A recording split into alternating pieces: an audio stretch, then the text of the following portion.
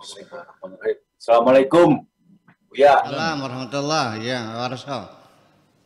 Terima kasih Pak Abtar buat waktunya. Mhm. Ini begini Buya, saya nama Arso, saya bekerja sebagai tukang kayu. Alhamdulillah. Alhamdulillah, amin. Saya pengen tanya ke Buya, selama ini saya sering ngikutin pengajian Buya kalau pas lagi dulu tuh di At-Taqwa dan di Perbutulan Buya. Cuma karena pandemi, akhirnya cuma bisa streaming begini, Jum. Kangen juga ke Buya ini bertatap muka. Pertanyaan saya masalah mungkin ada sedikit menyimpang dari tema ini Buya. Masalah hablum minanas dan hablum minallah. Yang saya lihat di kehidupan saya itu, saya merasa bingung bahwa hablum minanas atau hablum minallah itu gimana sih sebetulnya caranya. Karena yang saya tahu dan saya lihat ini kebanyakan manusia-manusia yang mengaku sudah berhubungan dengan Tuhan atau hablum minallahnya itu lebih hebat, kadang seperti menjaga jarak dengan manusia lainnya, Bu ya. Seperti misalkan contoh di lingkungan saya, orang yang ya maaf, seperti kayak ustadz-ustadz begitu, yang merasa bahwa dia menjalankan agamanya secara keyakinannya dengan baik atau itu ini. Ada orang yang ya mungkin mabok atau apa, kadang menjauh atau gimana. Mestinya kan kalau menurut saya dideketin, kasih nasihat atau gimana. Itu saja Buya yang mungkin saya tanyakan. Terima kasih waktunya Pak Abkar. Buya, Assalamualaikum. Waalaikumsalam warahmatullahi wabarakatuh. Terima kasih Mas Arso Java di Cirebon. Ya, ini Buya tentang hablum minannas, hablum minallah. Silahkan Buya. Iya, itu ayat hablum minannas wa hablum minallah itu ayat itu sebetulnya ditujukan kepada orang-orang Yahudi. Ya, tercantum dalam kitab Taurat, ditujukan kepada orang-orang Yahudi yang tidak balance dalam membuat hubungan. Jadi benar-benar meninggalkan keduniaan, murni hanya beribadah kepada Tuhan, mengabaikan kemanusiaan. Ekstrim kanan.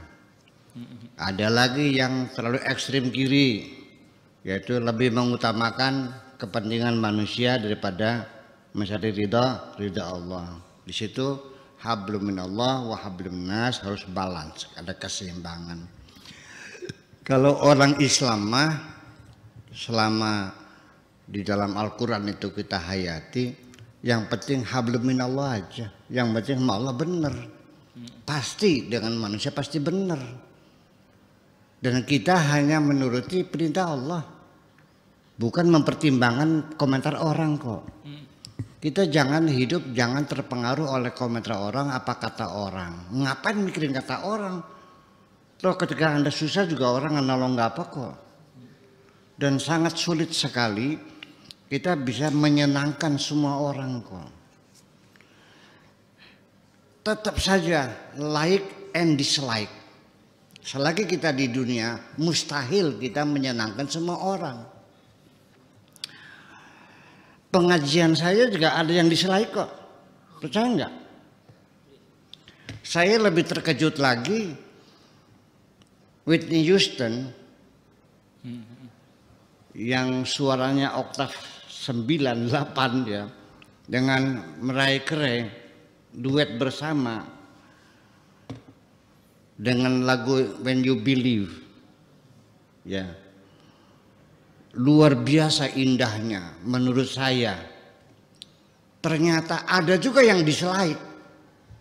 Jadi yang seperti siapa lagi yang bayangkan dua penyanyi top dunia, Whitney Houston dan Mariah Carey, itu kok ada yang dislike?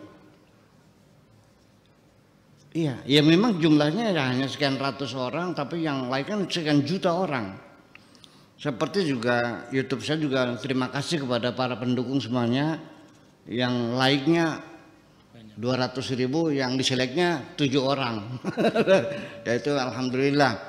Jadi selagi kita ingin menyenangkan semua orang, itu menjadi hal yang mustahil. Jadi kita ini yang ada bagaimana menyenangkan Allah, ibtigha'a mardatillah. Yang penting Allah senang, nggak ada peduli urus dengan kamu. Yang penting majikanku senang kok. Yang ngasih makan adalah Tuhanku, yang ngasih minum Tuhanku, ketika aku sakit juga yang menyembuhkan Tuhanku, yang menciptakan aku adalah Tuhanku, yang mematikan aku Tuhanku, alladzi yumituni wa yahyin. Dia yang menghidupkan aku, dia mematikan aku. Walladzi yut'imuni wa yusqin. Dialah yang ngasih aku minum, dialah yang ngasih aku makan. Wa idza maritu fa huwa yashfin, dan dialah yang ngasih yang menyembuhkan ketika aku sakit. Urusan apa dengan kamu? Saya tidak ada tujuan untuk menyenangkan kamu kok, bukan tugasku. Yang penting Allah senang dan pasti ya, urusan orang lain senang tidak senang nggak ada urusan kok. Jadi kita hanya hablum minallah. Orang Yahudi dituntut hablum minan nas wa hablum minallah. Dua-duanya mesti balance, itu juga benar. Tetapi ayat itu untuk orang-orang Yahudi, kalau kita yang penting bagaimana Allah senang. Persetan urusan dengan komentar, mengenai Allah senang selesai kok. Itu nantinya akhirnya aku yang bertanggung jawab kok. Bayangkan kalau kita ingin menyenangkan semua orang, saya mau tanya dulu Pak Tato, apakah orang punya keinginan yang sama? Enggak juga. Ketika engkau berhasil, banyak orang yang matanya merah, yang marah Anda berhasil, betul enggak? Dan ketika Anda jatuh, banyak yang bertepuk tangan. Jadi maunya apa? Nggak jelas kok. Jadi saya ingin mengatakan bahwa apa yang diinginkan oleh manusia itu nggak jelas. Lalu bagaimana kita akan membangun satu hubungan yang indah? Yang penting ada sistem aturannya, ada aturan bahwa semuanya berdasarkan aturan-aturannya Allah, itu selesai. Begini, Pak Afkar sama orang tua hormat enggak? Takzim enggak? Alasannya apa? Karena orang tua saya. Iya, Pak Tato, takzim orang tua. Alasannya apa? Karena dia mengasuh, karena dia melahirkan, karena dia mencintaimu, dia membiayaimu.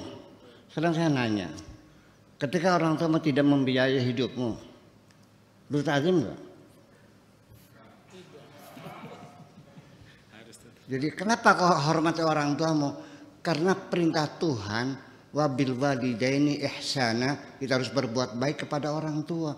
Terlepas orang tua itu dulu mengasuh kita dengan baik ataupun orang tua tidak mengurusi kita, diterlantarkan demikian saja, nggak ada urusan. Ini perintah Tuhan. Suka atau tidak suka nggak ada urusan. Yang penting ini perintah Tuhan. Jadi ketika kita melaksanakan sesuatu, apa yang motifnya yang mendorong? Apakah omongan orang, apa omongan Tuhan? Selagi yang mendorong adalah omongan orang, bukan ibadah. Apapun yang kau lakukan bukan ibadah. Baru disebut ibadah apabila engkau yang mendorong itu adalah karena perintah Tuhan. Makasih, itu aja kira-kira.